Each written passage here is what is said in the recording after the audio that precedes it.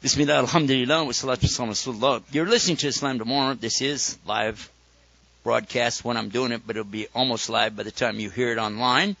This is Yusuf Estes, National Muslim Chaplain, visiting on assignment from Washington, D.C. here in Arlington, Texas. My old hometown, place where I made Shahada 15 years ago, mashallah, and seeing some of my old friends again. Some of you guys got older, man. What happened? I don't know. I'm still young and good looking. I don't get it. Anyway,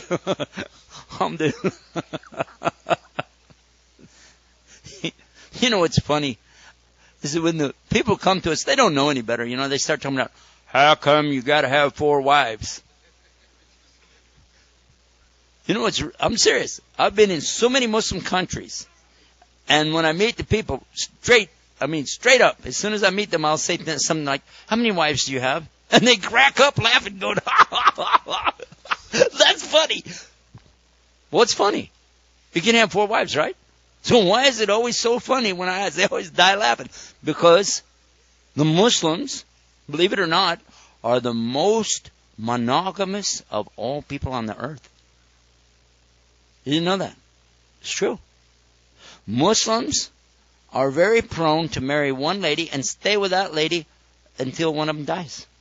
That's so common amongst Muslims, but not common amongst other societies. And also, no girlfriends, no hanky-panky, no cheaty on the side. No. One wife, stay married to her, and that's it.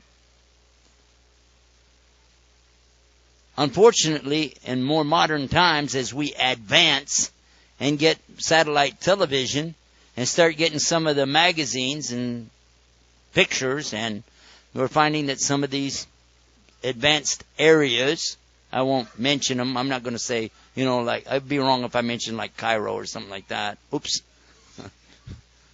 Or Riyadh, or, I won't do that. But if you go there, you find that they are starting to increase, which used to be single-digit number for divorce rate. Used to be like 2 or 3% in divorce. Now it's increasing almost up to 10%. Amazing, here in the United States, it's like 70%. Yeah. Because some people get married and divorced, and married, divorced, married, and divorced. In my own family, I know some of my family members have been married 9 times. And that's not counting boyfriends and girlfriends. Whoops. In Islam, 1. That's it. It's just 1. So when somebody asks you the question, how come you can have 4 wives? But please do not give them back the answer, which is, how come you can have all the girlfriends you want? Don't do that, because it's not in Islam to do that. Regardless of what their lifestyle is, they're not asking you to criticize them. So it's our responsibility to answer back correctly. Thank you for asking me about my religion. In Islam, it's mandatory that I tell you the truth or I can go to hell. Also, we have the proof so you can verify everything I say. If I make a mistake, you'll know it, because there's not 2 Islams out there. There's only one. And regarding the subject of having more than 1 wife, when Islam came, there was no limit whatsoever. A man could have as many as he was big enough to take care of.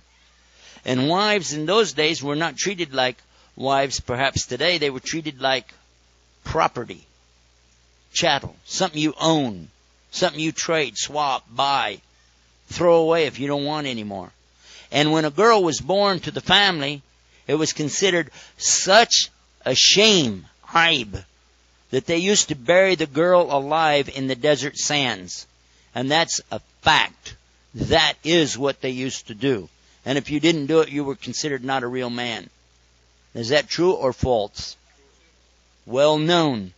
And women had no say-so in anything. In fact, if she wanted to die, just open up your mouth in front of some men. That's a good way to just terminate your life. And nobody would say a word.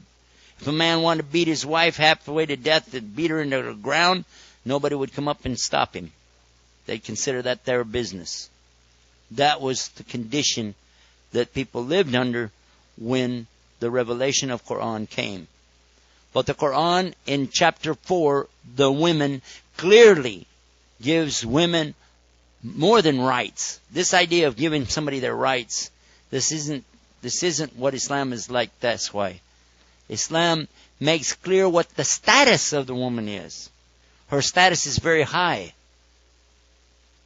She's to be honored. She's to be respected. She has an air of dignity about her and an air of privacy about her. She is not subjected to the same things that a man is subjected to. In verse 34, it's real clear. Rajulun, man, this is all men, have the responsibility for an-nisa, all women. Read it. It didn't say believers. It said men have the responsibility over the women for their custodial care, financial support, etc., and their protection. Protect, defend, provide for them. And Allah said this is because He has made one to be better at that, just to exceed the other or excel the other one in that area. Who is supposed to have the job, make the money, and come home and take care of the family? The man. Can a woman get a job if she wants to? It doesn't forbid her. But if she does, what percentage of her money goes to household expense? 0. What percentage of her money goes for the automobile? Nothing. What percentage of her income is to be used for the children's college fund? Huh? Utilities, insurance, education, anything. Her money is her money. But your money is also her money. In Islam, listen to this one. Listen to this one.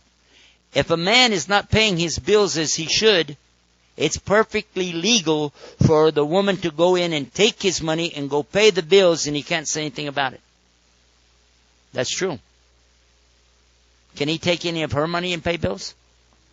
Nope. No, he can't. He doesn't have that right.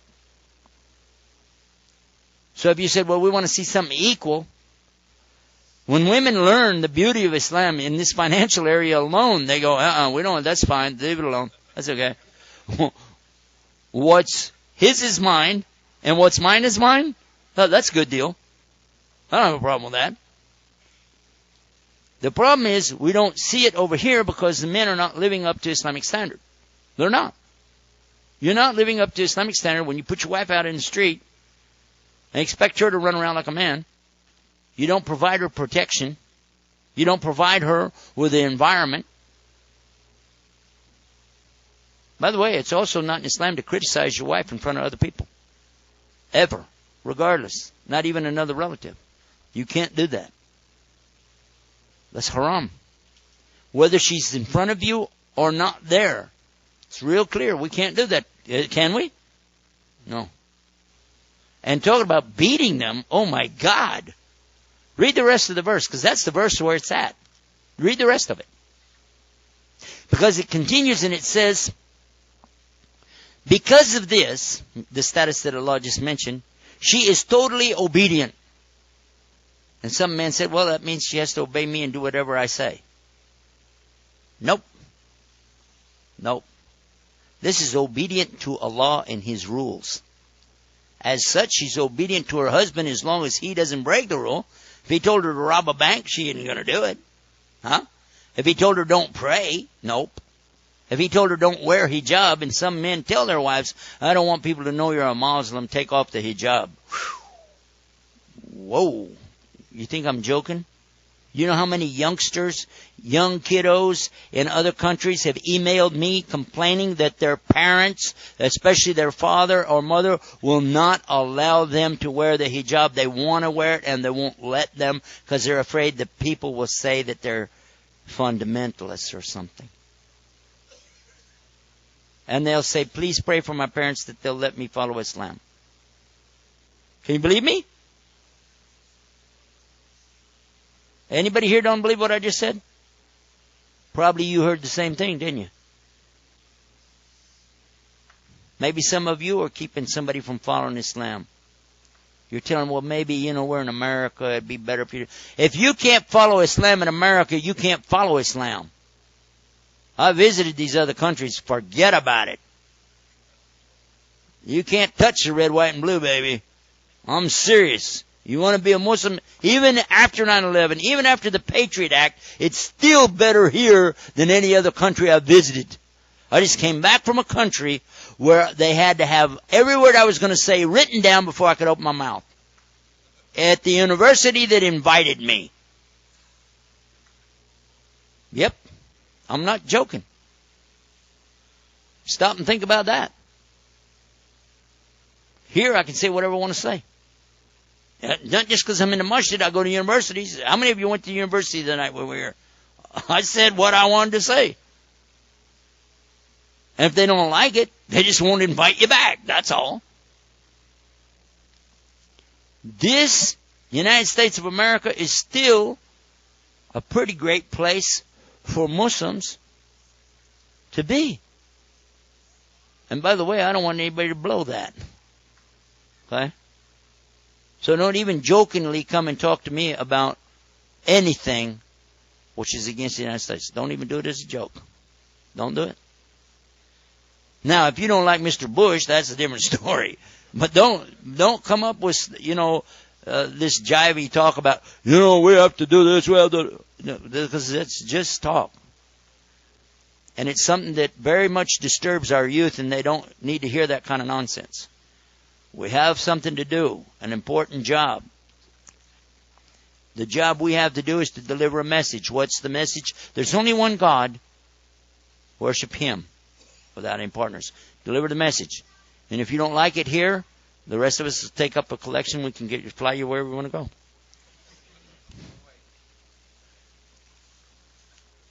Yeah, it's a one-way ticket. You're right. That's exactly right.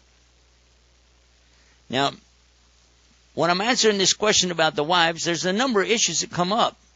But the rest of the verse, keep reading it. It said, and if you fear, or if you know, or you become aware of, that this woman is doing lewd and lascivious behavior. I'm using words that are not usually in the translation, because it means something really bad. It doesn't mean if you're afraid that she's talking on the phone too much or something like that. No, she's doing something really bad. It tells you the steps on how to handle it. Because I'm going to ask you a question. Average man in this country comes home, finds his wife doing something bad, and he doesn't like it. He's going to freak out, right? He might smack her. He might kick her out. He might do a lot of things, and Islam doesn't allow that. First, you have to apprise her of the situation. The word usually translated as admonish them. Tell them, don't do this. This is not Islam, don't do that. Then you have to give her time to adjust and not do it anymore. Proof? Read the rest of the verse. And if they don't adhere to that, if they don't come around, then don't share the bed with them. Now, that's obviously not a fast deal there, because not sharing the bed, that's at least a few nights, isn't it? Huh? By the way, it doesn't mean leave the house. Don't do that. You're going to come up with a new problem. Okay? You stay home, but you don't have intercourse with them. And then they're going to go, hey, well, this guy must be pretty serious, And then they still don't come around. Then it says, in the English translation, beat them. But the word used in Arabic can't be understood that way, because the Prophet ﷺ is the only one to give explanation of words in Quran. And they ask him about this. What does this word mean? And he went like this. Now watch. And he took his miswak, which is no bigger than this pen, and he hit his arm like this. He said, that's it. That's the meaning. And it meant it was a signal, like we use the expression, the straw that breaks the camel's back. According to Dr. Jamal Bedawi, he said that understand this as the stages of divorce. Talaq. First, admonish. They still don't come around. Second, don't share the bed. Third, this is your goodbye. Because it's something really serious. But for sure, it doesn't mean beat them, as in take a whip and beat their brains against the wall or something like that. So that has to be understood the way that it was explained. Because the Prophet ﷺ clearly stated that the best of you are the best to your wives, and I'm the best of you to my wives. And he ordered them, don't beat your wives. How can you beat them like animals in the day, and then you want to go to them like a wife at night? How? So it's forbidden in Islam to do that. Please don't try to give your own meaning to Allah's words, because you can really, that's serious. Another point. What about 4 wives? As I already mentioned, this came as a limit because they had no limit before. What's the limit? Allah said in the Quran, read it in context, it's the beginning of Surah An-Nisa. Do not steal the money of the orphan girls. This is the meaning of it. Don't rob the orphan girls by mixing their money with your money and playing around and taking away their inheritance. This is what it's talking about. And don't marry these girls to get their money. This is what it's saying, because they used to do that. A girl could be 2 or 3 years old. Her parents die. A guy says, I'm marrying her. Why? Because he wants the inheritance. And just take it. That's what they did. And Allah was forbidding that practice. Everybody understand what I'm talking about? And then he continues by saying, marry other women, not the orphan girls. Marry other women of your choice by 2, that's first number, by 3, by 4, if you can treat them equally. But if you can't, then you can marry how many? Everybody knew that one, didn't you? Your wife trained you pretty good, didn't she? He said 1, ma'am. He said 1. Yes, ma'am. He said. I've been in brother's house. We sit there eating. I said, how many wives do you have? Shh, brother. You get me in trouble just for mentioning it in my house. By the way, that works 2 ways, lady. You're not supposed to beat them either, Alhamdulillah. But I want to ask you a question now. Did you understand that the Prophet ﷺ had more than 1 wife at one time? He did when he was much older. He had several wives. How did he take care of them? He divided his time equally for each one. And he took permission from them. If they wanted to change the night, it wasn't up to him. It was from them. They would tell him what night you'll be here and what time you're going to be over there. He was working for them. Is it true? And he had a lot of consideration and compassion for his wives. A lot of care. Because in Islam, it's not all about this sex thing. This is the sickness that the people have in a society where they don't know what a true relationship is. It all hinges off of one thing. That's kind of sick. Islam is much, much broader than that. There are some cases where a woman can't have children, or a man can't have children. And in this case, Islam is providing for that.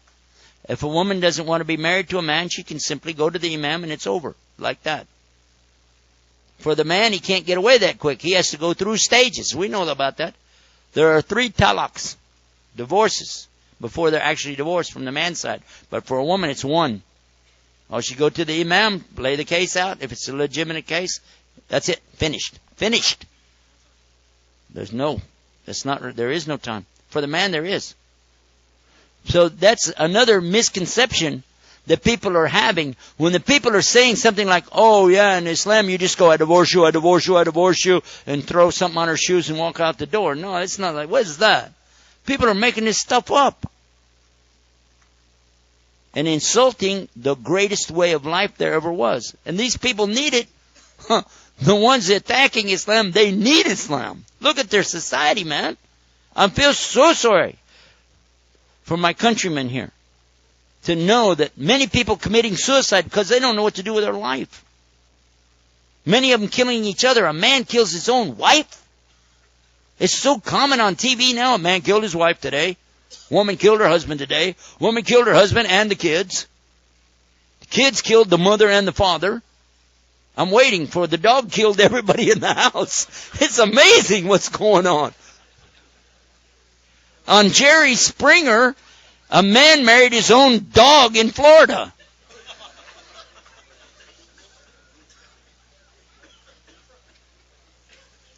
You're laughing. This is predicted by the Rasul sallallahu alaihi wasallam. This is a prophecy of Muhammad talking about how people would get to such a low level, they would be lower than animals. Is that lower than an animal? That's sick, man. Competing to be stupid. I saw a bumper sticker out in West Texas. That's where Bush is from. It said on the bumper sticker, ignorant and proud of it.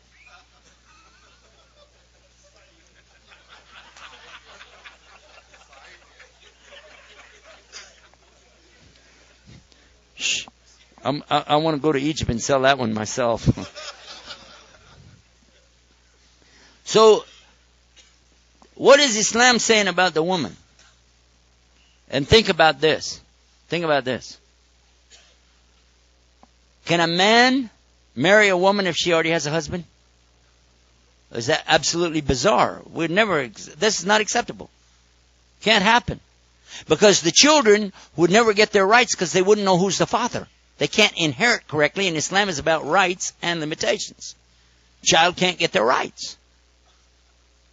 A woman asked one time, she stuck her head in when I was giving a lecture, she said, how come a woman can't have 4 husbands and a man can have 4 wives? I said, ma'am, are you married? She said, yeah. I said, I want you to think of it. She's an older lady. I said, I want you to think about your husband right now. Just imagine him. She said, why? I said, just think about him. What he's like when he comes home from work, and what he does, and how it is in the morning when you're trying to get him out of there and all the rest of it. She said, okay, whatever. I said, you got him in your mind? She said, yeah. I said, okay. Would you like to have another one just like him? She said, no. I said, so what do you want 4?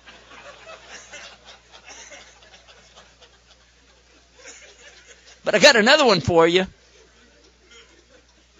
One of our ulama, one of our scholars, laid it out in the real way. And when he told me, I was shocked. He said a man is the one limited in this situation, not the woman. Because a man can only choose from unmarried women in the community. Is that right? He can only choose from who? Unmarried women. If 90% of the women are married, who can he choose from? 10%. A woman can choose from any man in the community as long as he doesn't already have 4. And she knows already what his behavior is with his wife because she can see and she can go, don't like that guy. Not that. Oh, wait a minute. This guy. And, okay, I like this guy right here. And he has to give me the same kind of house that she has, the same kind of car that she has. Now all she's got to do is sell him on the idea. Probably the other wife got to know about that too. But you see, who is the one having a bigger opportunity here? And ultimately, Allah said, marry only one. And that's what Muslims have today. Most of the Muslims in Indonesia have. And where are most of the Muslims in the world? Indonesia. Most of the Muslims in Egypt have how many wives? Most of them? 1 by force. He's complaining. I hear a complaint.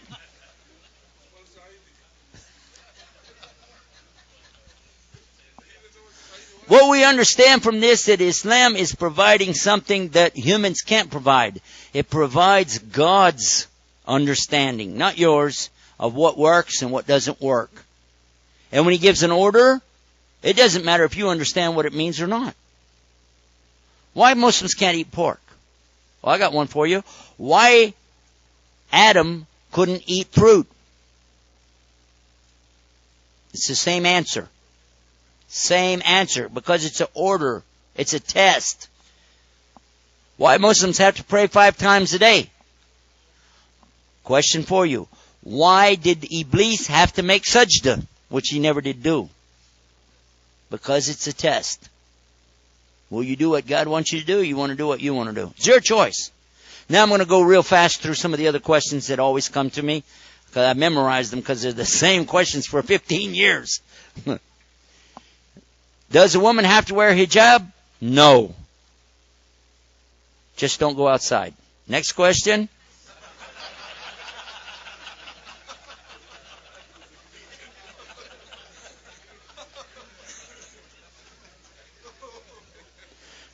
Do all Muslims have to grow the beard? No, not the women. Next question. I told you I memorized them.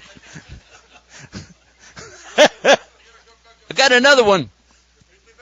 The brothers asked me, make dua for me. Why?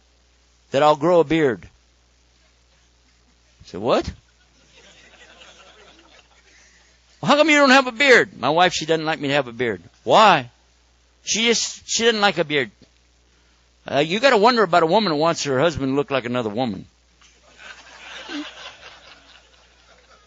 That hurt. That hurt. Now I'm not coming back.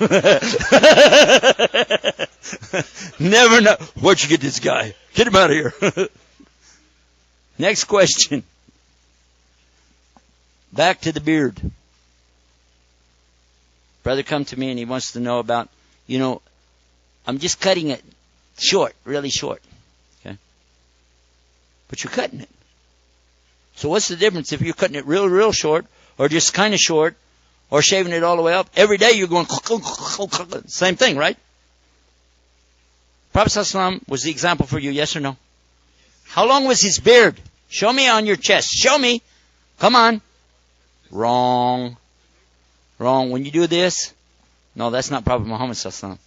That was Abdullah ibn Omar, who cut his beard once after doing Hajj or Umrah. That's all. The Prophet ﷺ's beard was here and wide. You could see it from behind his head. Huge. And all of the men had huge lihya, except if Allah didn't grow it for them. So a brother comes up to me after one of my speeches and he said, please, Shaykh, make dua for me. I said, why? He said, make dua, I'll grow a beard. I said, I can't. That's shirk. He said, what? I said, that's making partners with Allah, man. I can't do that. He said, no, I asked about my beard. Make dua that I'll grow my beard. I said, I understand what you said. That's shirk. He said, how? I said, because it's Allah who grows your beard, not you.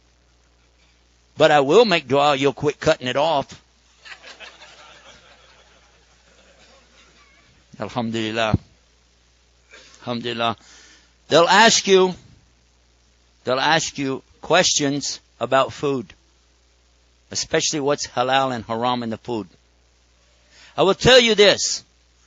When you have a visiting imam who comes and he speaks to you, don't ask him questions that you've already asked your scholar. Because if he gives a different answer, you're going to divide up your community just like that. Are you going to invite me to eat? Then ask me about the subject. Otherwise, it's none of your business. You might say, well, no, wait a minute. We want to know. No. If you really want to know, you don't do it like that. You don't ask here. Go get the books of Maududi. He wrote about it in English. Go read it. It's very serious. Or ask your imam here. Can we meet at a safe way? If you're sure that it was killed by a Christian or a Jew, according to the Islamic way, which is to let all the blood out before it dies, then you can eat it. Problem is, that don't exist. What? I'll leave that to you. You go find out for yourself. And people say, we have a fatwa. Okay, so that's called what? Fatwa? Halal? You have a fatwa saying you can buy a house on riba. So this is what? Fatwa? Halal. And we have a fatwa, we can do this, and we can do this, and we can do... A fatwa, by the way, it means Islamic ruling, like a local scholar come up with the idea, and he comes with evidence, and he sign a paper saying you can do so and so. But Sheikh and I talked about this. It's not fatwa. This is... I'm not going to say it in the masjid. Say it? Hada fatwa. I'm not going to translate it, though. Because it smells, man. It stinks for me. So, alhamdulillah. We're back to 1 year now. Yeah. Alhamdulillah. Other questions that people will ask us about are very numerous. Some of them are very harsh. Some of them are kind of funny. But in every single case, the person who doesn't know Islam needs to have a decent answer. And finally, I'm going to end with this. There's something that I found in my society as an American that Americans have a problem with. I don't know if it's this way all over Europe or not, but I know it's over here. There are 3 words it's real hard to say. Those words are, I love you. Not hard for a Muslim, but very hard for them.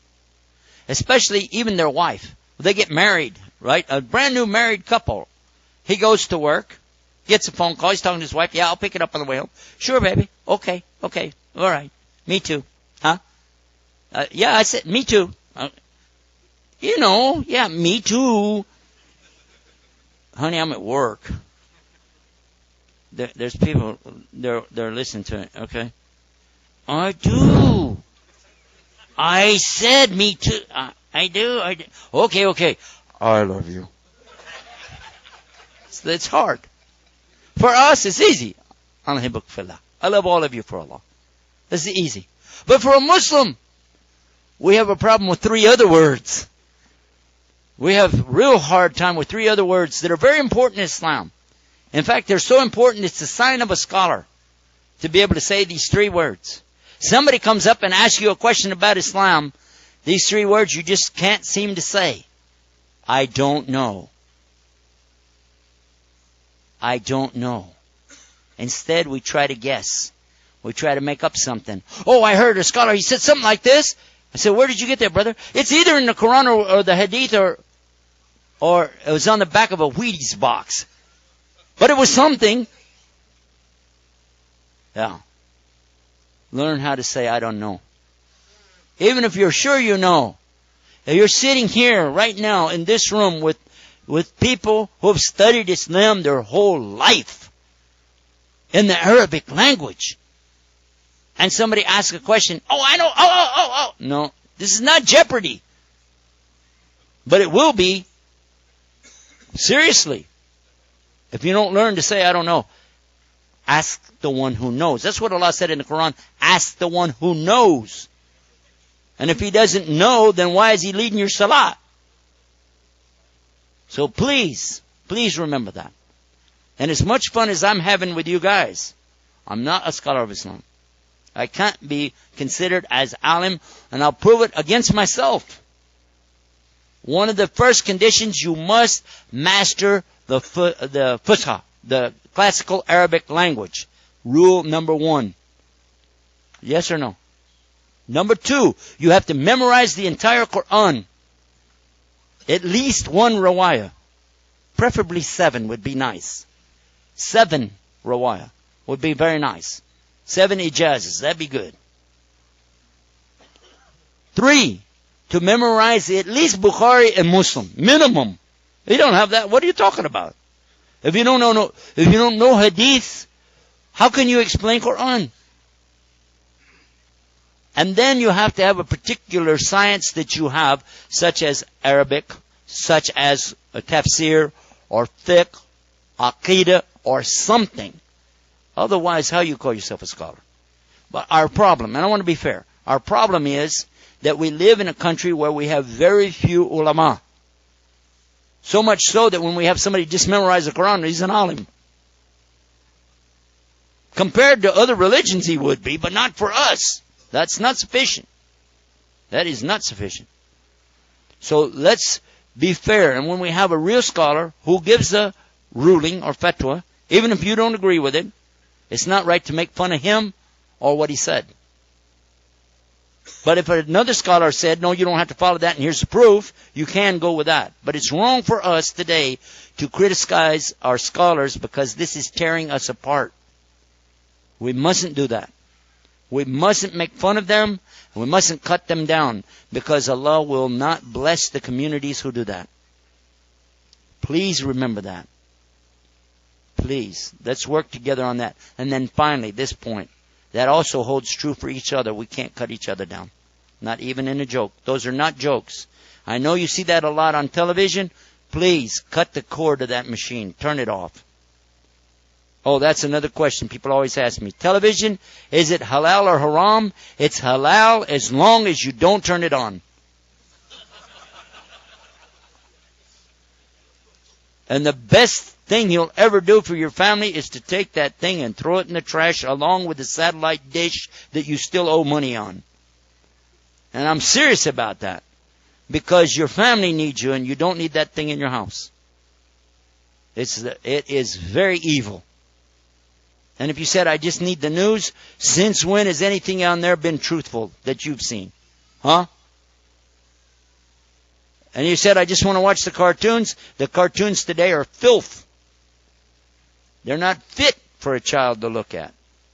And if you said, I just want to watch the animals, for what purpose? So you'll know the mating habits of the Australian bullfrog? And that will benefit you how? Your children need you. They need you and your wife. They need your time. They don't need your money. They don't need those clothes. They don't need all that jazz, man. What they need is you, your time. This is so precious. Time with your family. Time in this masjid. Time with your brothers. And have a real life instead of that artificial life that comes out of that little wooden box. This is my advice to who? Myself first. Because we can't give advice that we don't take. Allah said that He hates that you say what you don't do. So I want to be the first to say that I hate that thing. We have one. But we have rules. No broadcast TV. I'll go get the CDs or the tapes at the library and approve of it. You want to watch animals? National Geographic. There it is. This is one way. Select for your children. We got a new website coming out. I didn't talk about it much because it's going to be probably so long you'll probably forget about it. It's called safeshows.com. We're going to offer it to everybody, not just Muslims, everybody. And the programs will be things that are safe for the children to watch. And it's going to be on a donation basis so that people that don't have much income can come and they can watch it through their computer or download the programs, games. We're going to have puzzles on there. A lot of pictures. I've taken thousands of pictures around the world of different places, mosques, things like that. They can put them together like puzzles. They'll be able to do crossword puzzles with Arabic and English, a lot of different things like that. And we hope that that'll be something to offset. Because it's hard if your kids have already been watching something to just walk in tonight and say, okay, we're not going to do that anymore.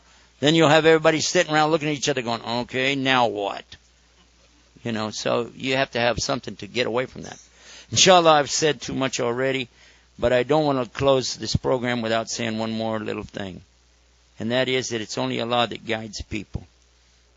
And it's only by His mercy He guided me here in this city 15 years ago to stop being a person attacking Islam and to become a person trying to explain Islam. And it's only Allah and His mercy, and He told us this in the Quran, that joined all of our hearts together when we were on the brink of a pit of fire. And He joined our hearts together, and He told us, hold fast to that rope of Allah. Wallah tafarqu. And don't separate. Don't divide up. Don't divide up. There was something one brother said one time, it made me really cry. When he was talking to his own community, and he was saying to his brothers, please, I want you to look around this room. Who could possibly be closer to you than the people in this room? Don't have hard feelings toward each other. Because I'm going to ask you a question. When you die, and your body is lifeless, you're unable to move, who is the one that's going to pick you up and carry you to the table and wash your body and clean you and prepare you, then wrap your body, then carry you to the gravesite and dig the hole and place you in there? And all the time they're crying for you and asking Allah to forgive you and putting the dirt in on top of the grave and telling you to remember to say La ilaha illallah. Who's going to do that? And after you're dead, it's going to be making dua for you and saying, oh Allah, please Please forgive my brother. Please forgive my brother. Who is going to do that? If it's not somebody sitting in this room right here, right now.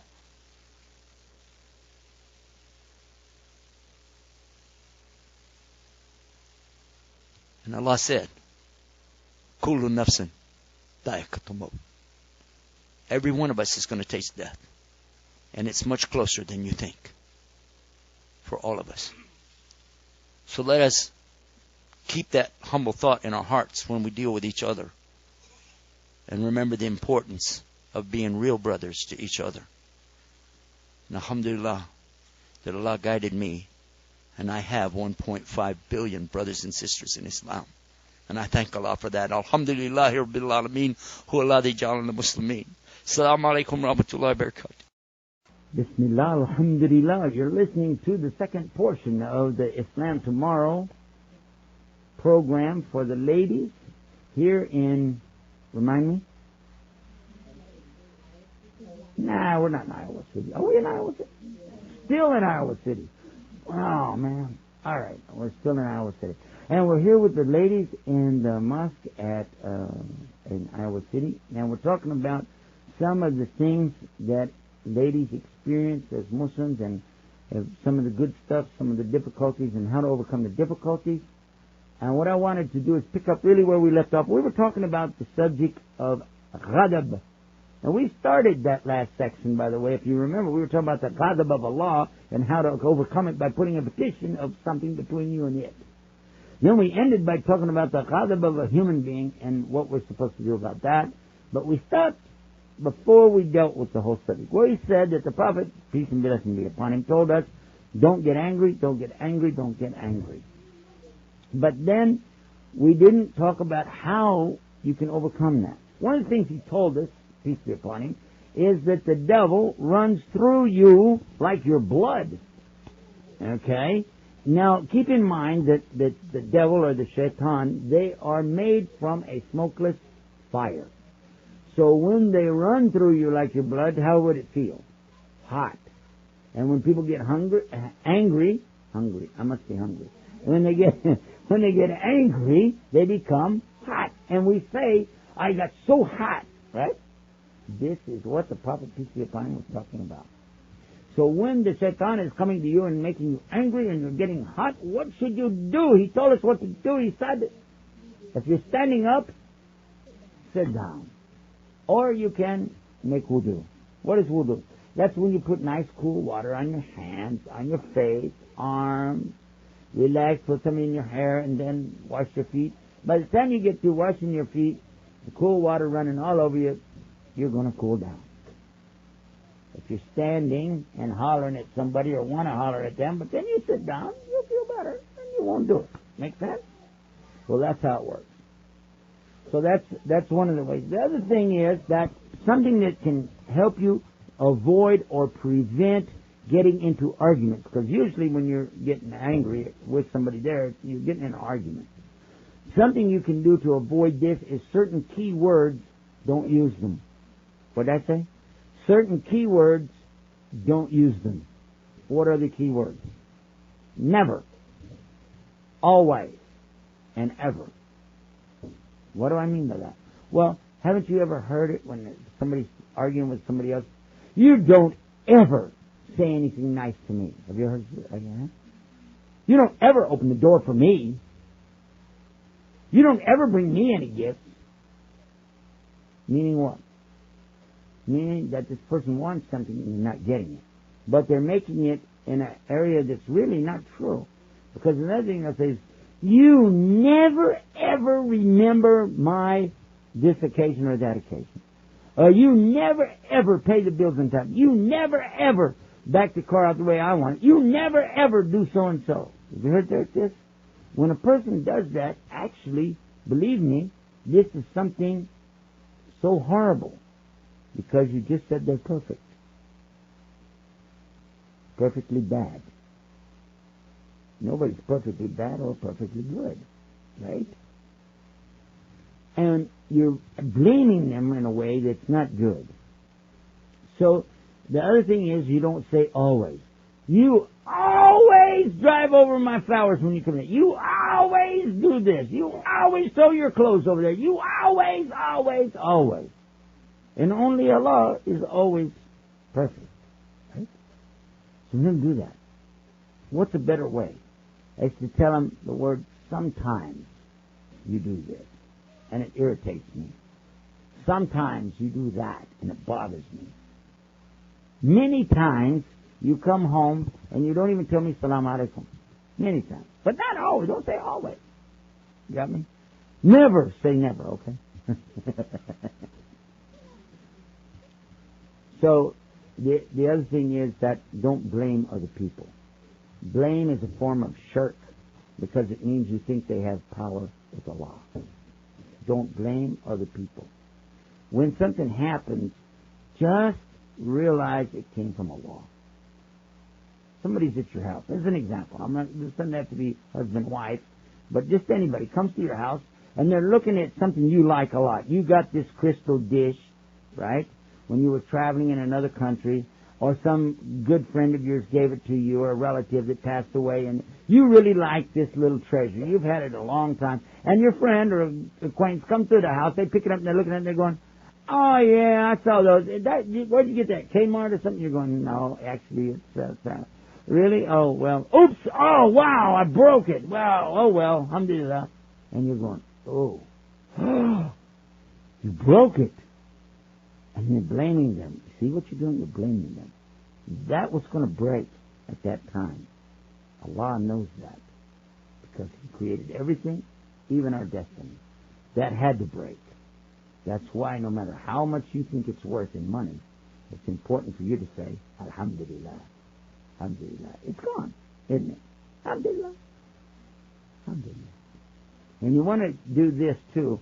From time to time, check your Iman barometer. What is Iman? Your faith. Your level of faith. Your barometer. You have a gas gauge in your car? Don't you look at it before you take off? See if you're getting gas? If you're driving down the road and you smell something smells hot or something, don't you look at the gauge to see if it's too hot in the radiator or something, don't you? Yeah, because you need a gauge. And if the tire looks really low, you have another gauge you put on there and check it to see how much air is in this tire, right? So we need a gauge for our Iman to see how we're doing with Allah, don't we? And part of it you can see how you are with people. Because if everybody around you is wrong, uh-oh. Wait a minute. My mom is wrong, my dad is wrong, my husband's wrong, and my kids are wrong, and everybody's wrong, and everybody, wrong. I'm the only one that's right. This is not a good gauge, is it? Something's wrong here for sure. So you can now watch some of the other things. I always tell the sisters, if you want to check your husband out, how he's doing, just tell him, hang a picture on the wall for me. I want it right over there. Just hang me a picture. Put a nail in the wall, hang a picture. What will happen? Well, he's got to get a nail out, doesn't he? And he's got to get the big hammer. Give him a great big hammer and a very small nail. Got it? Big hammer, small nail. What will happen? You got it. He's going to hit a nail all right, but it's going to be one attached to him. Bam! As soon as he hits it, the first words out of his mouth tell you how his man is doing. I call it the hang a picture gauge. Because as soon as the hammer makes the contact with the nail, you'll know where your Iman is. Because anything that happens to you, maybe you slam your finger in the car door. Maybe you lost your keys and you can't find them. Whatever occurs, the thing that you say next shows where your Iman is. Because if you say Alhamdulillah, it's good. But if you say, that's no good, right, X, then you're in trouble. It's not good. Because the Prophet ﷺ told us about this. He said the condition of a mu'min, and remember we were talking about this earlier, we want to be believers, we want to have this taqwa, we need to have this guidance. And he said the condition of a mu'min, one who has Iman, that's what mu'min comes from the word Iman, is strange, or it's amazing. Actually he said ajuban, or amazing, is the condition of the one who is a believer because nothing bad ever happens to him. Wait a minute. Nothing? That's right. Nothing bad happens to them. Because any good comes their way, they're thankful to Allah. Alhamdulillah. But any difficulty, any fitna comes their way, some calamity, they're patient.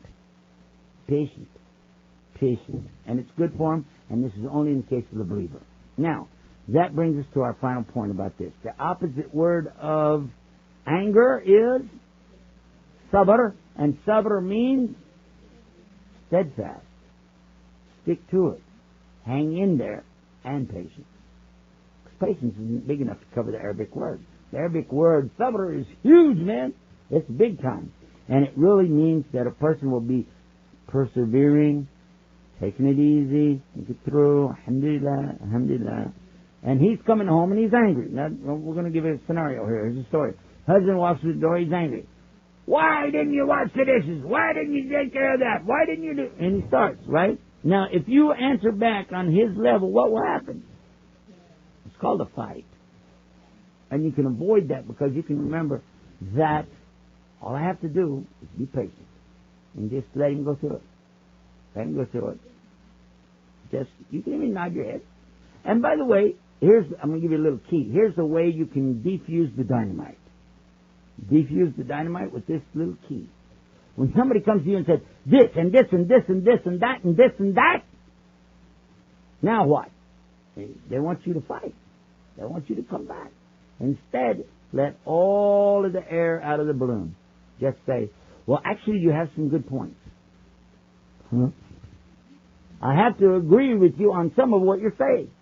Notice I said some. You have some good points. And I have to agree with you on some of what you're saying. Actually, there's some truth in what you say. But have you considered that there's some other points in here, too? And they go, huh? Because they weren't ready for that. So you ease it by and say, well, we'll talk about it later, but you're right. You have some points. You have some good points. But we'll come back to it later. Wow. This will really, really help in your relationship.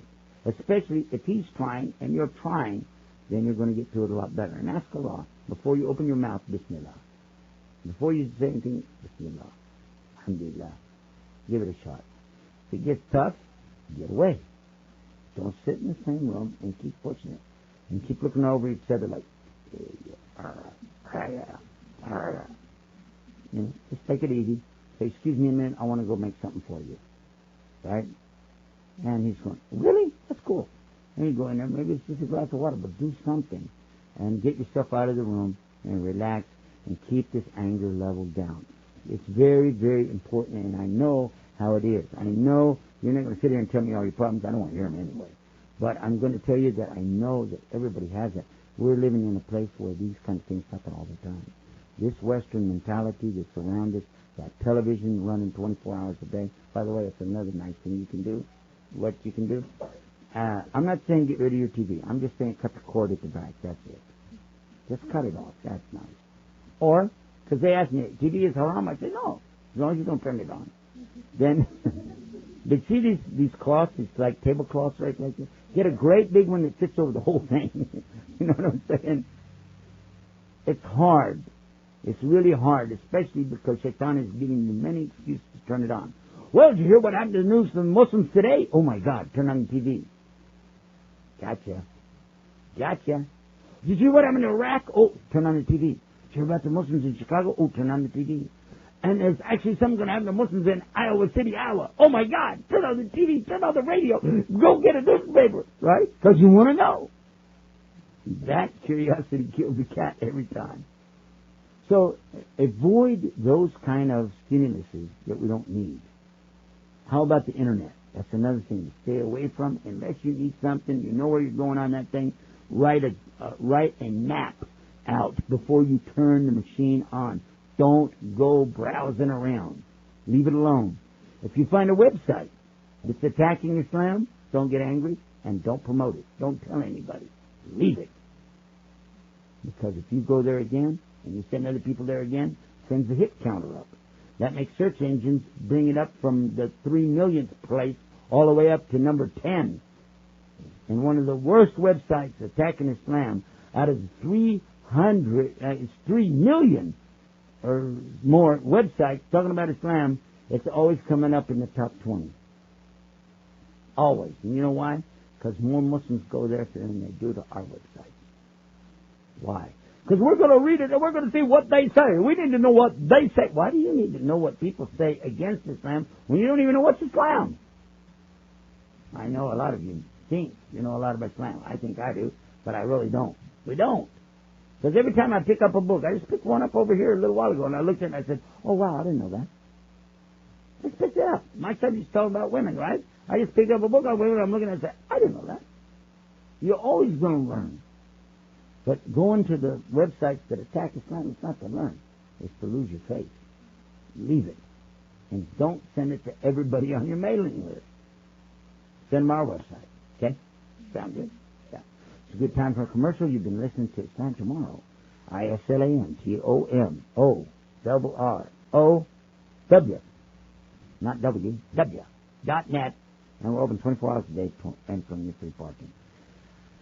We have other tapes and programs about women in Islam and the situation for our sisters around the world. And there's one called the Irish Sisters Day. It has nothing to do with Ireland. I was in Cairo, Egypt, but one of the masjids I visited, all the sisters there almost were from Ireland.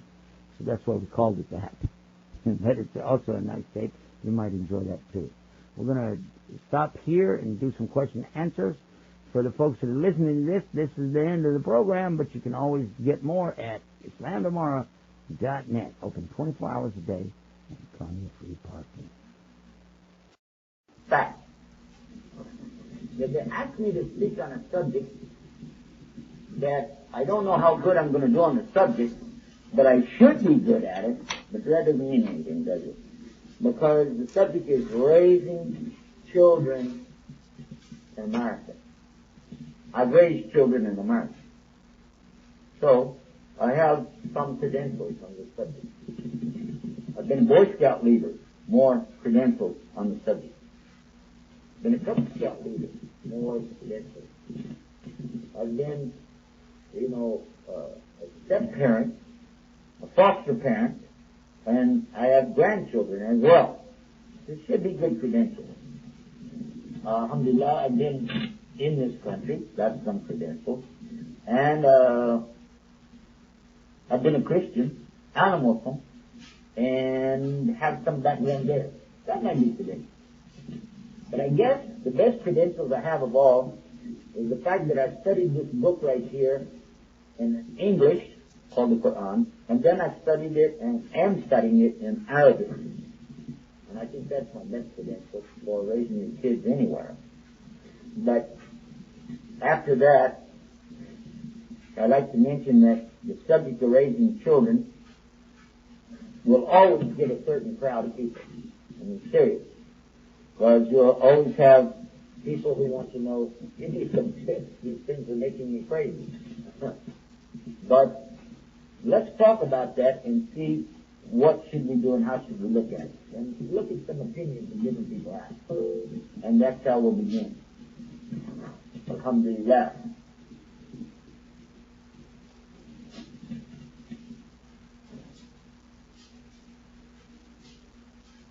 So we'll get started right now.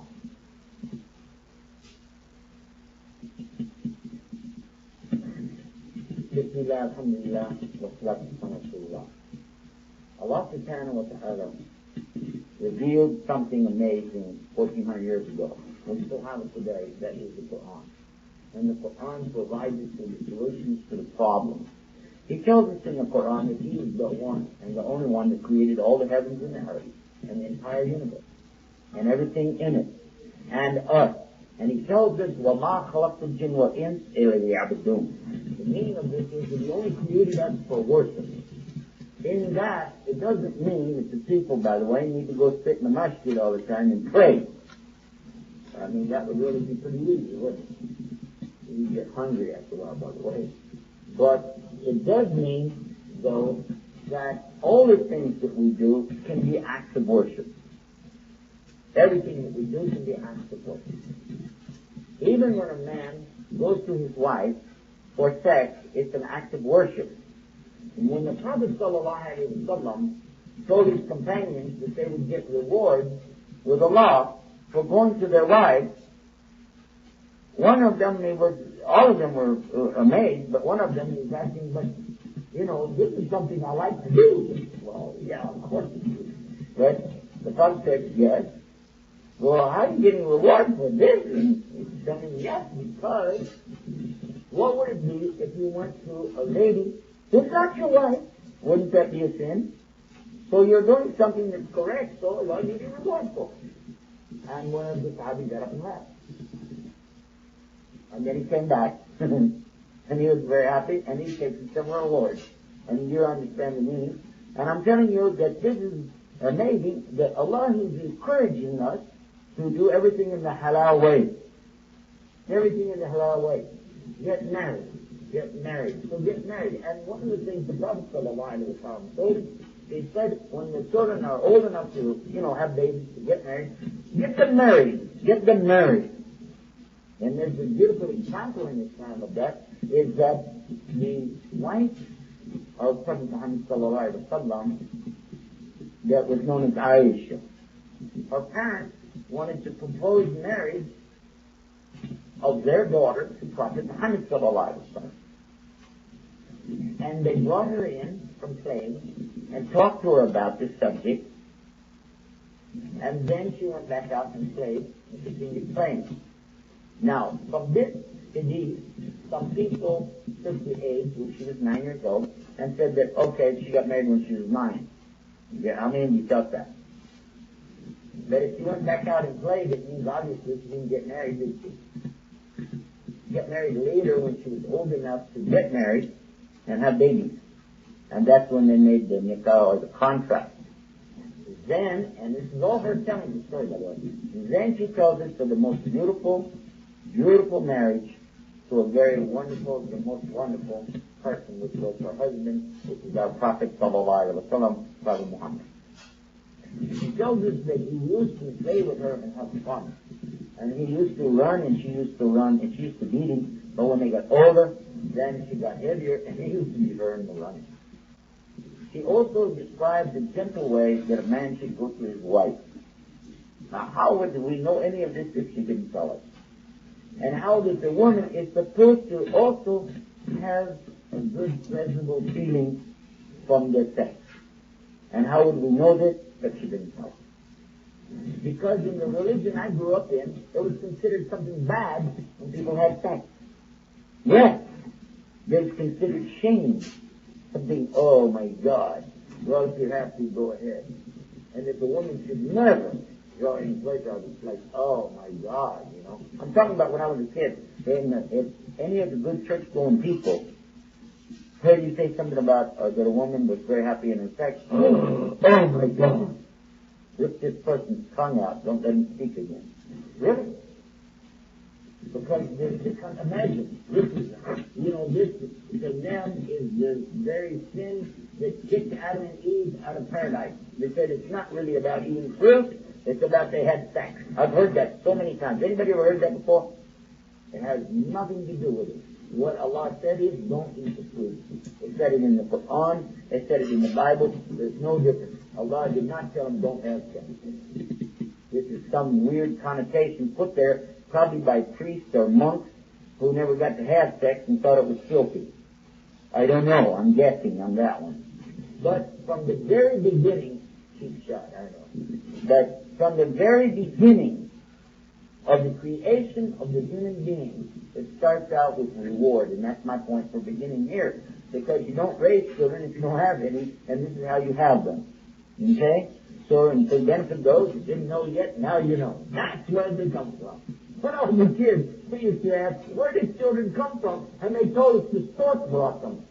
Did you see this bird? The stork has the long bill. It said his long bill is so he can hold that diaper that holds the kid in there, and he drops him down the chimney. I guess you have to come at the right time of year, otherwise you got to get in line with Santa Claus. The queue becomes long there. We're falling down the chimney, I don't know. But anyway, I'm having fun, I'm sorry. Anyway, these stories, I don't know where I get this from. I'm just saying that, alhamdulillah. Another story they told us, they said, and I heard this one, they come, you get them in a cabbage patch under a cabbage. You just go out there and you find these babies right out there. Well, why does somebody believe that? We talked about this in one of our other programs. We talked about how it is when children are taught about Santa Claus, and he comes down a chimney, and he has reindeer, and he has a magic sleigh, and he knows everything, and he hears everything, and so on. So we talked about the damage it does to these children when you tell them that. Now when they're asking where the children come from, you say, in a cabbage patch. What? Or a skunk brain is that. What's that? I don't know if you heard any stories like this, because in Islam it's not ever correct to lie, not even in a joke to children, or to anybody. The Prophet ﷺ, even when he told jokes, he didn't have lies in them. Do you know that? So it's careful, because lying, even in a joke, damages your heart and damages the people around you. Because people will believe that, even for a second. It's not right. So, we don't make those kind of jokes. We tell people where the babies come from. Allah subhanahu wa ta'ala causes a mother to have a baby. And how it comes about, we'll explain when you get older. That's how. Because it's only 2 or 3 years old, this may be enough.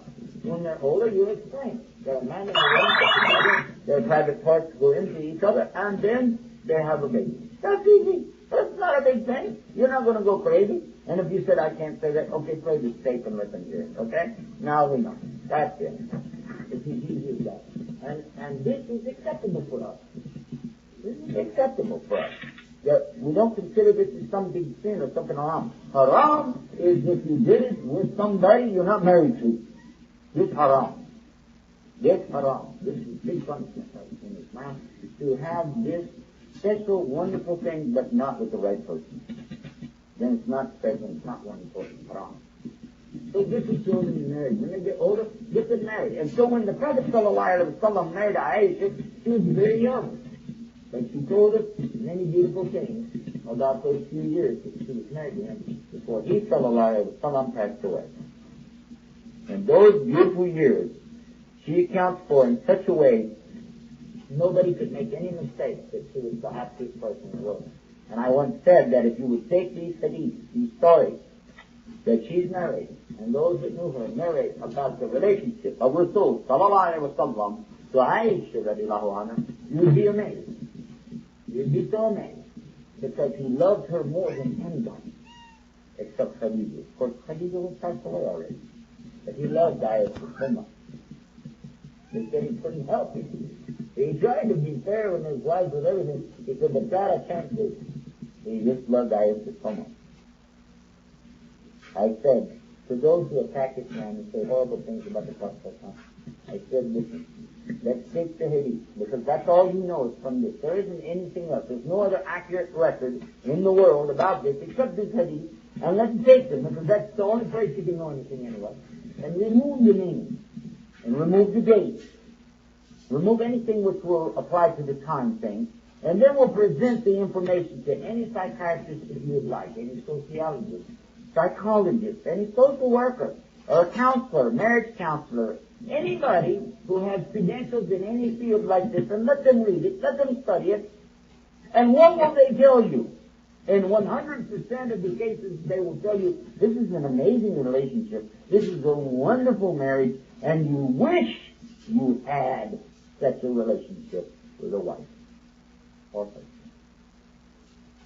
Yes or no? Yeah. They never had children.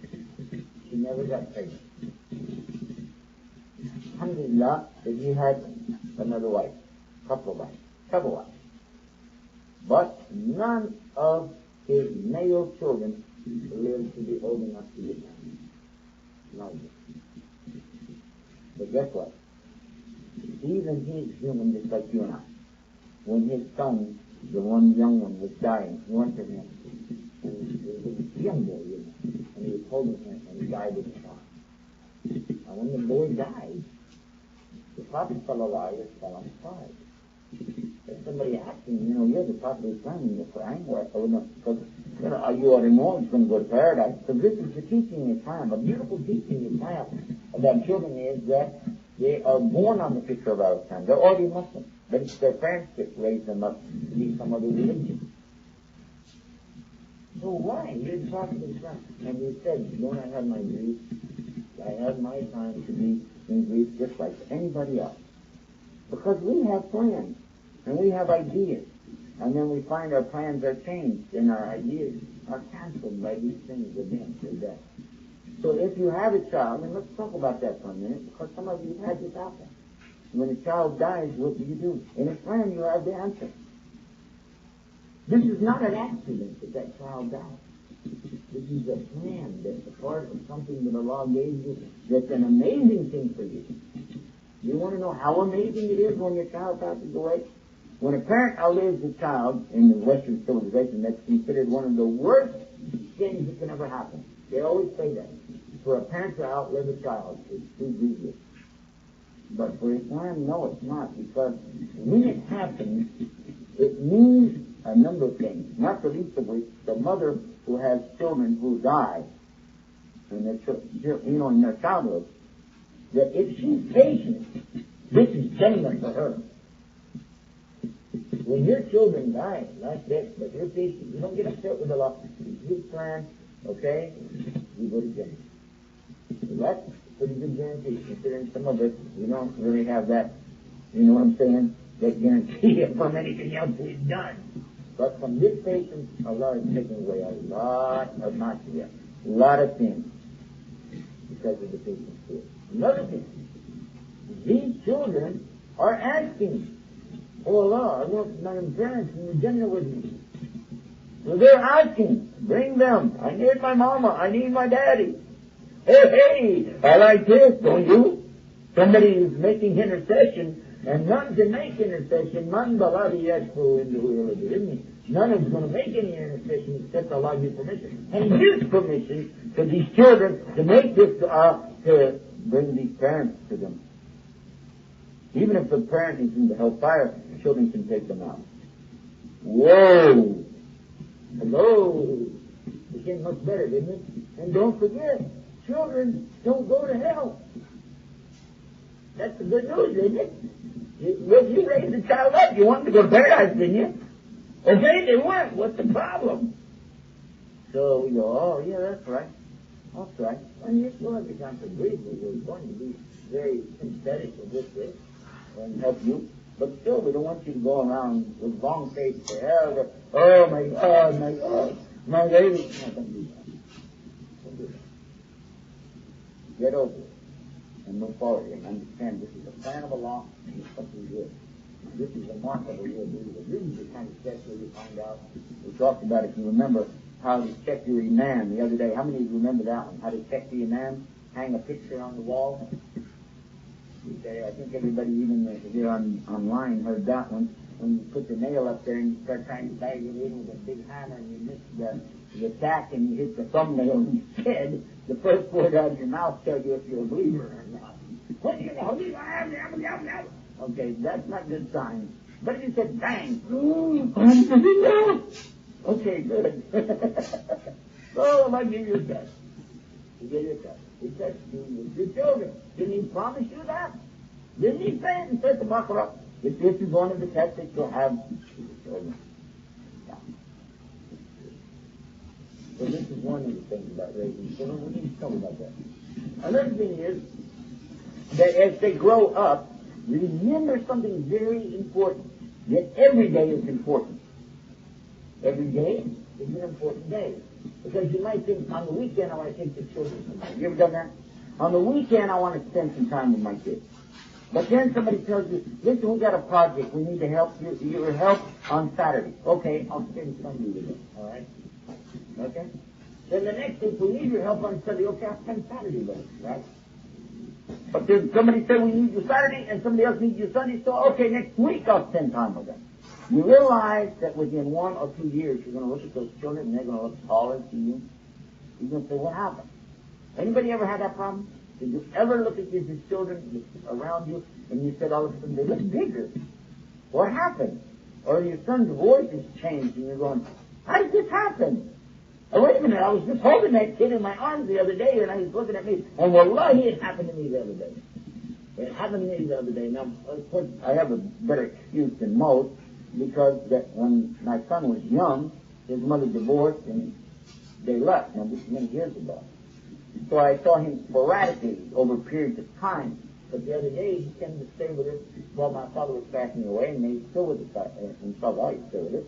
And so, I'm talking about my son. And so, just before I left, I was giving him a hard time, going around. I like to put my arm around him and tell him honey and things like that. And he has a beard, by the way. And I'm talking to him, and I said something to him about being my baby. And he said to me something about his age, and I said, gosh, wait a minute, he's in his 20s now, you're like 20, what? 7? He said, how about 28? I said, that's not a baby. That's a man.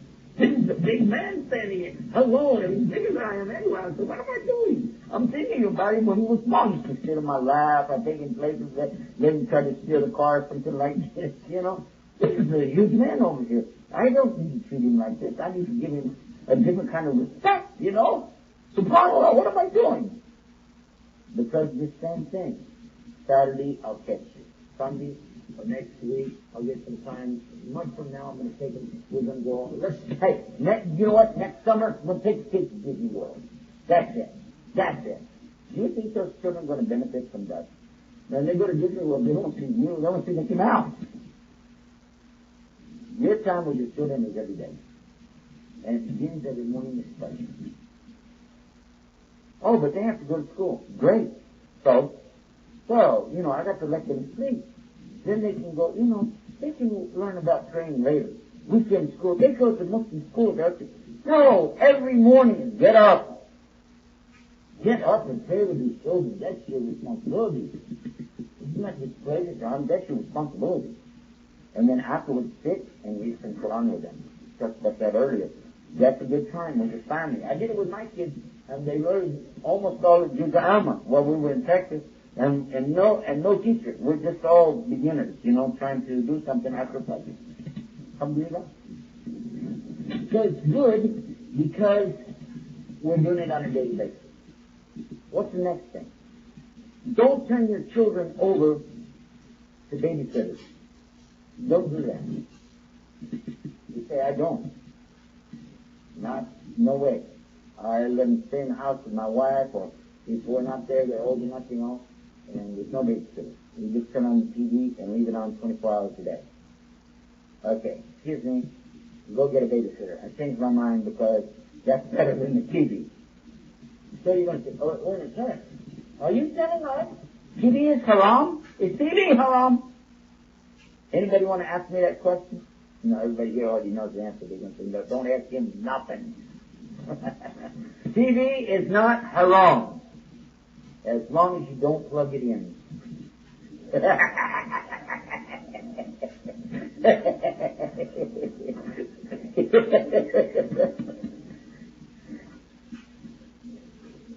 The people online are laughing too. They're to say hee. But yeah, it's true. It's true that TV has some problems. It has some serious problems. I was speaking with the doctor today after a program earlier, and he was telling me that actually, what we do, and he said some months ago, he said, I just made this thing out of it. Cut that thing off, except for what? Videos. He said videos which I can go get, scrutinize them myself. I know what my children are going to see before they see it. We can all sit together and enjoy it. Well, guess what? We've been doing that in my family for a number of years. When I come home, they say, Dad, we got a new video. We went to the library, we got some films, and we watched it. And we just sit together and we see things like, was that crazy guy that likes to wrestle with alligators? You'd like to watch this guy? We think he's very funny. From Australia, you know this one? It's very funny. The kids get a kick out of this. Man, you learn about animals, have some fun. And there's nothing wrong with that, inshallah. So things like this are very good. And you can be together. And we pop popcorn, and we make it something. But we don't let it just run babbling on and on and on with all the garbage that comes off the TV. Anybody know what I'm talking about? You'll admit that, huh? But it's wonderful when you get away from that thing. It's really wonderful. one of the most amazing things that I saw in recent years when I was staying in Upper Egypt. I was in some places that had electricity, but not all the time. Sometimes it's on, sometimes it's not. When it's on, you can see it because some lights will be on in some places, even in the daytime. You hear fans going, you know. But then other times it's not on, fans aren't going, people just move out under a tree or something like that. No problem, you know.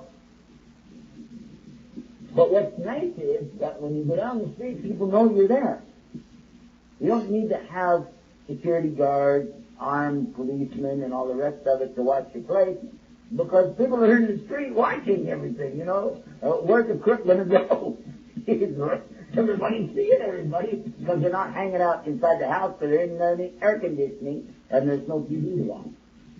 These people are living every day, and they're with their neighbors, they're with their families, and it's an amazing thing. Anybody ever been up for Egypt? Anybody? Yeah. All right, you know. Saeed. Well, how about if you've been to any place like this? If you've been someplace like this, they have it in Pakistan too, someplace. It's very nice. It's amazing because you feel the spirit of what it should be like to be with real human beings in a real sense, especially when they follow Islam. And then when you hear the Adhan, Allahu Akbar, Allahu Akbar, and you say, wow, this is amazing. Let's go. Let's go be together. And everybody gathers together and pray and go back about your business, and it's nice. And a few hours later, Allahu Akbar, Allahu Akbar, let's go again. You know, come on. And people are, at the masjid, it becomes a focal point, and you're talking about, oh, we're going to have some friends over. You want to come? Yeah, why not? So they have a party. And of course I was there, and they were saying, we got this American white guy over here. It's kind of interesting, you know. Let's have some fun. And then we would have stomach for my stomach and things like this. We had a great time. And it was so, you know, amazing. It was really amazing. When I left, and then I went back to the States, I began to miss that rural village. And I said, oh my God, how in those few weeks of time that I was there did that grow on me so much that I still remember everything. I even remember the donkey, the himar that was there. I remember the children, the way they used to run up and down the street and things they used to sing and do things. I said, oh, I miss it. Anybody been in Egypt, you know what it says on all the buildings? Bismillah, mashallah. And I got to thinking about that. I said, you know, this is the environment for the children. But you can't do that here in the West. And you're telling me, Yusuf, what do you want me to do? I can't go back over there. I'm going to support my family. How can I do what I do? Even my government's not going to be so thrilled with me showing up with a beard. And I can't go in and pray like I can do here. What do you want me to do? Well, it isn't easy, but you can try your best to make some environment for them. And you're here in one place right now. And this is a masjid. It's a big masjid. Did you ever think about how big this masjid is? In fact, in Fajr, it seems like the biggest.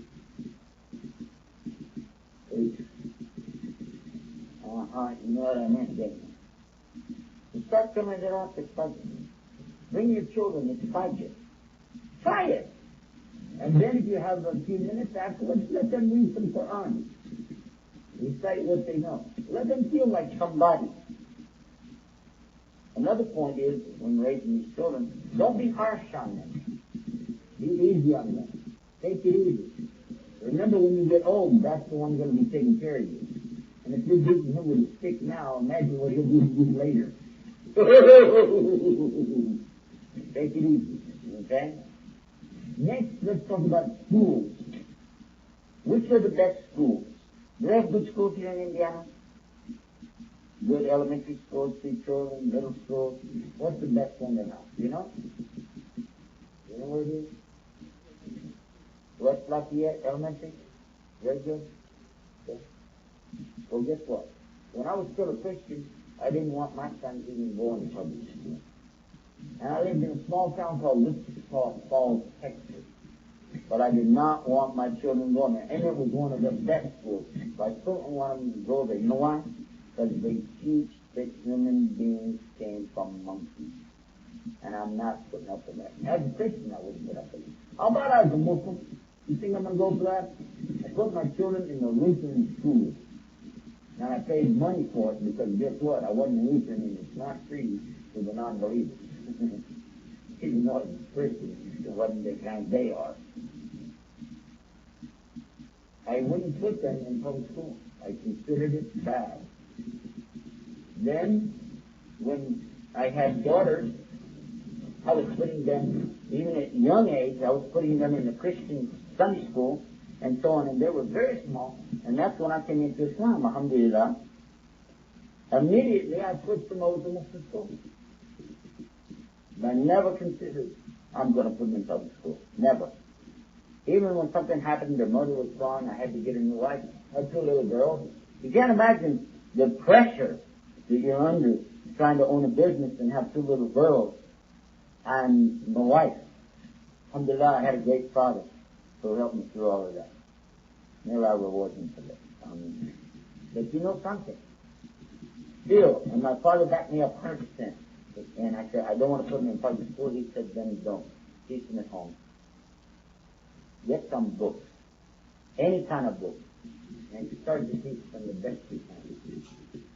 But then Allah blessed me and gave me a wonderful lady who couldn't have children herself, and he became her children. And my children tell me today, that's my mom.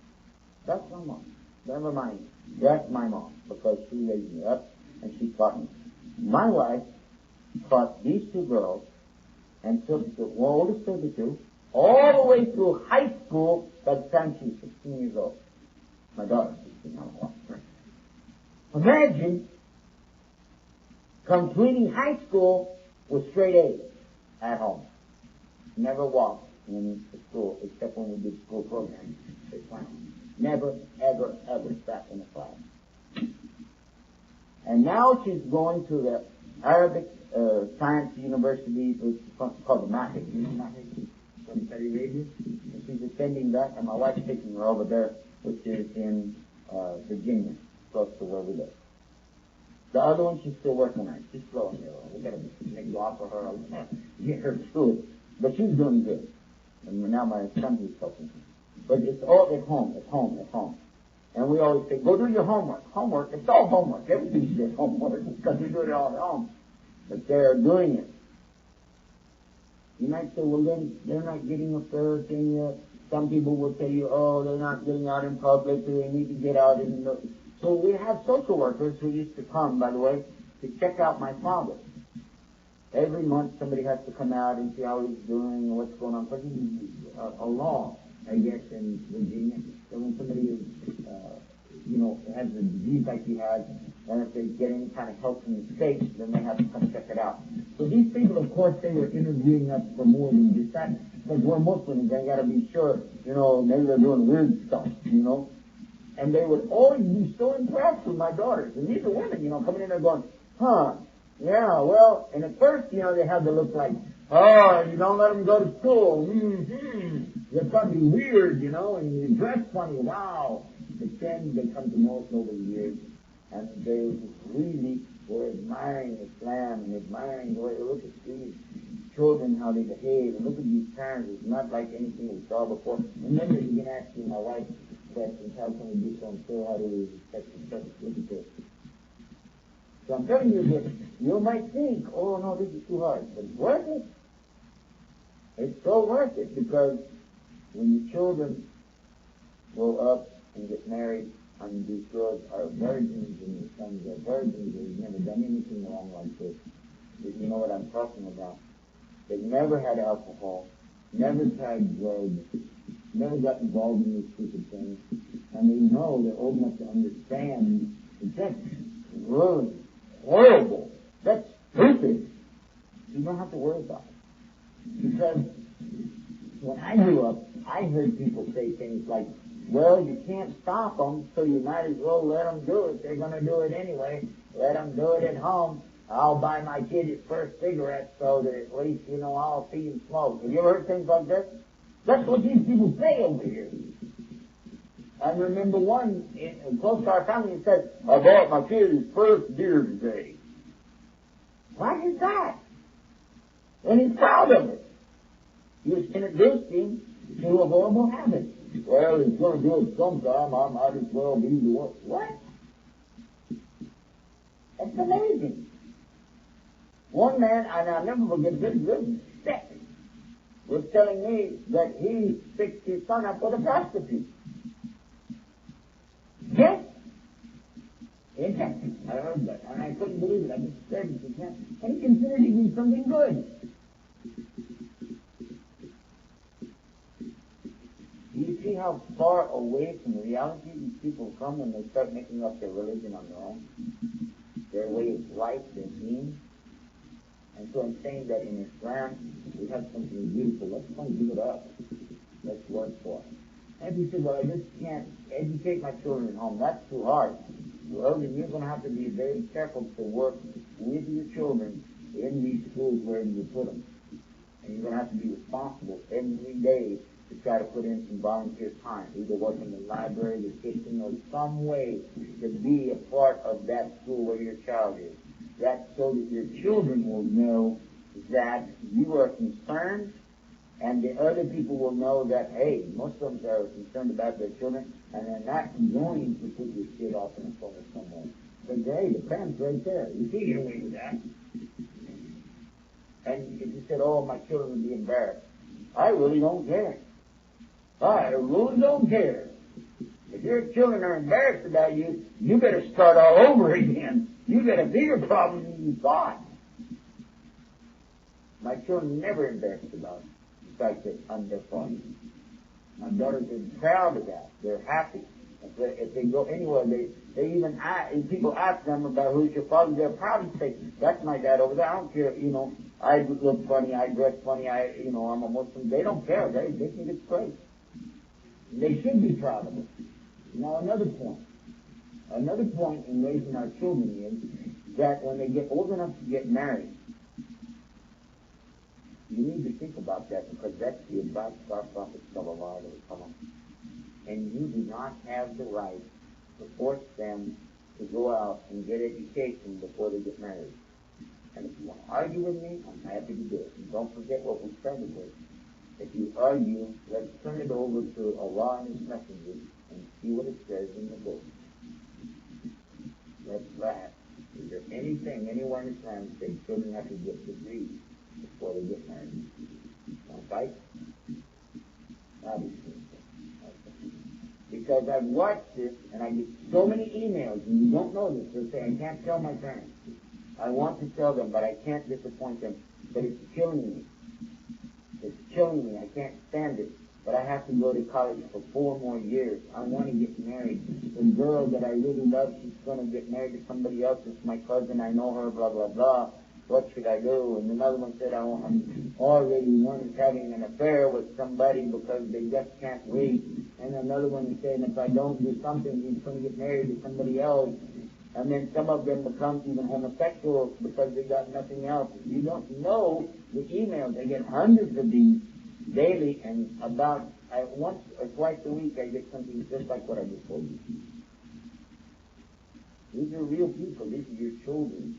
And you don't know. And I'm not going to say who said that. It might even be from right here in this community. You don't know that. I'm going to let you guess. Because I want you to think about this. These children have rights. And in some countries they're saying if the boy doesn't have enough money, he can't get married. You don't have $30,000, forget it. What can he do?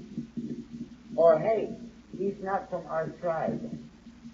Or, hey, he's not from our nation. He's not Pakistani, so, we're not going to consider him for our daughter. Or he's not an Egyptian, or he's not a Saudi, or he's not a so-and-so. I thought the requirement was to be a Muslim. I thought the requirement was to be a good God-fearing Muslim. Isn't that true? You don't say it with your lips and you don't mean it with your heart. And don't look at your tribe as better than somebody else. It's wrong. Let's get these kids married. Trust me. I know that's what it said in Islam. There's no doubt in my mind. Once you do it, you please Allah, it's going to fix everything up for you. You can't believe it. You say, you know, but they have to have this big education to get the big money. Who said so? I thought Allah was all we've got. Is that true or false? I thought Allah is going to take care of how much we're going to make. Isn't it true? You didn't want to hear that. Well, guess what? There's a lot of things you don't hear. I'm going to tell you anyway.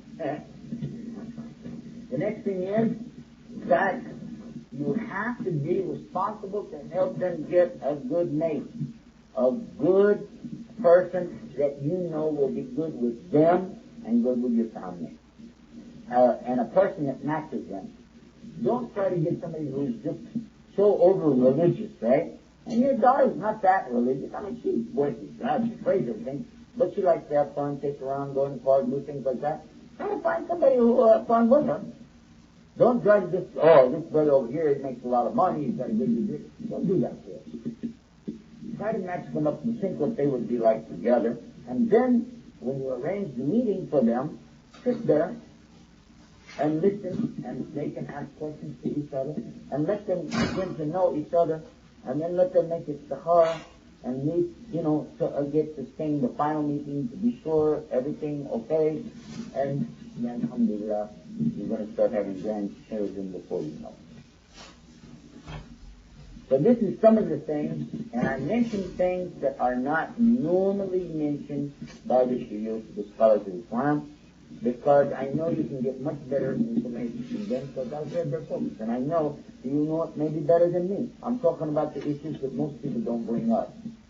I covered the things which I know have been very personal to me, and the things which I hope, inshallah, will help all of us and our children. And for more on this, send me an email and tell me your questions, and we'll post the questions and answers without your names, of course. On our newest website, I'm going to announce it. Are you ready? Didn't tell you about this one. Our newest website, if you haven't been there, try this one out. Always Islam. Mm-hmm. But if you forget and you thought, did you say Islam always? That's also right, too. I got a book just so you can go either way. Islam always. Why? Well, we had Islam today. Islam tomorrow, Islam yesterday. Makes sense. Islam always. It's a brand new website. It's not officially open, but it has some test questions on it. You can go check it out, see how you like it. Let us have some feedback and tell us the kind of questions you want to see there. And this is an announcement I'm making online as well. Everybody's hearing about this. I'm going to type it in right now just so that people can see it. www.islamallways.com. Alhamdulillah. Oh, somebody else wants to see it already, and they liked it. MashaAllah. Good. So, this is an idea that we have for these kinds of questions and an ongoing thing where we can develop a place where you can go and put your comments, and other people can make comments to you, and back and forth, and we hope, inshallah, this is going to help all of us and help our children. We ask Allah for His mercy, and we ask Him for the guidance. We ask Him to protect these Muslim children and their families, and their families after that, because it's through them that will come the next generation of Islam. They will be the future of Islam. FutureOfIslam.com. Yeah. Anyway, that's another program. You can listen to Islam tomorrow. You can go to the internet at IslamTomorrow.com. ISLAMTOMORR. Is that right? TOMORROW. It's not two U's at the end of the business. .com. And until next time, this is Yusuf Estes saying, Assalamu alaikum wa rahmatullahi wa barakatuh.